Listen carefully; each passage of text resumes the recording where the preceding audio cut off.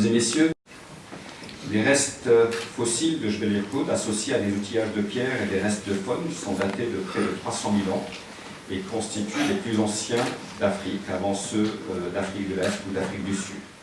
Elle nous montre que le schéma qui prévalait jusqu'à présent, c'est un schéma qui est probablement faux, c'est-à-dire que l'idée que l'homme moderne est apparu de façon assez brutale il y a environ 200 000 ans, c'est une espèce d'apparition adamique, presque une création dans un jardin d'Éden subsaharien. Et bien dans le fond, c'est un schéma qui est probablement faux. Pourquoi ? Eh bien parce qu'on a très loin de l'Afrique de l'Est des formes qui sont clairement rattachées à l'origine des hommes actuels, pas seulement en Afrique, mais dans le monde entier.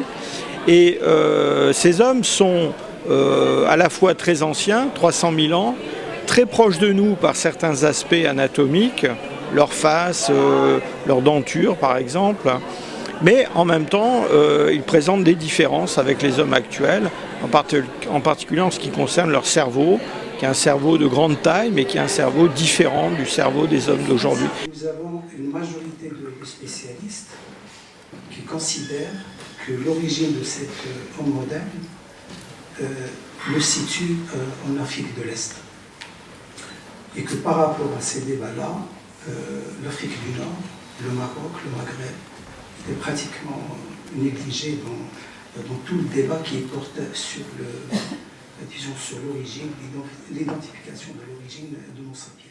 Cette thèse qui fait que l'origine de l'homme moderne a été située en Afrique de l'Est à un âge qui est de 200 000 ans, maintenant c'est une thèse qui est ébranlée.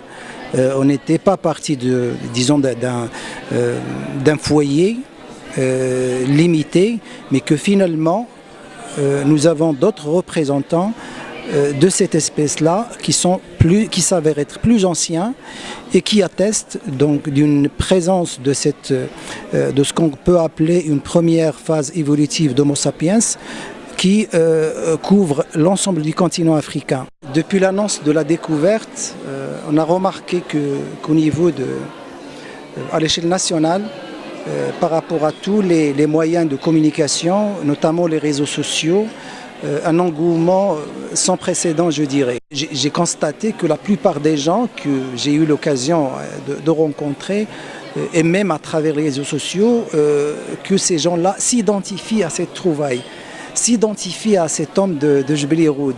Le fait d'avoir un fossile qui est considéré par les scientifiques comme étant à l'origine d'Homo sapiens, pour nous autres Marocains, c'est un motif de fierté, en ce sens que l'ancêtre peut-être des hommes d'aujourd'hui provient de là. Mais c'est une façon de caricaturer, si je puis dire. Ces éclats, on peut les retoucher, ce sont des objets beaucoup plus légers, et surtout on peut les emmancher. Et cet emmanchement, cette idée d'emmanchement, c'est un progrès absolument déterminant. Pourquoi ? Bien parce qu'on va disposer d'outils et d'armes beaucoup plus complexes en particulier. Nous sommes appelés à doubler d'efforts en termes d'engagement de recherche, mais aussi en termes de formation. Parce que, il faut que l'on ait une relève qui soit capable de continuer les efforts qui sont en cours. Et cette relève, nous avons l'Institut national des sciences de l'archéologie du patrimoine qui est derrière cette recherche à Jebel Irhoud, qui est en même temps un établissement de formation. Nous assurons donc la formation des générations d'étudiants et je suis rassuré par rapport à cet aspect.